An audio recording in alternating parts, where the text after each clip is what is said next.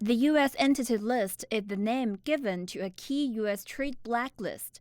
Published by the Department of Commerce, it contains a list of companies from various countries that the U.S. believes could pose a national security threat.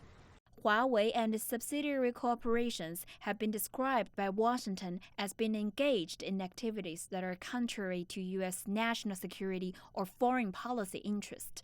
Companies on the entity list are generally barred from doing business with U.S. companies. Meanwhile, U.S. companies cannot export products and software to firms on the list unless they apply for a license from the Bureau of Industry and Security. Huawei has been working with a broad range of U.S. suppliers for its products, including chip makers Intel and Qualcomm, and Google for its Android operating system. The restrictions are expected to make the Chinese tech giant lose access to critical products and services. But Huawei has unveiled several of its core techniques and products since the announcement of the ban, including 5G technology and Harmony OS, and has been speeding up work to put them on the market.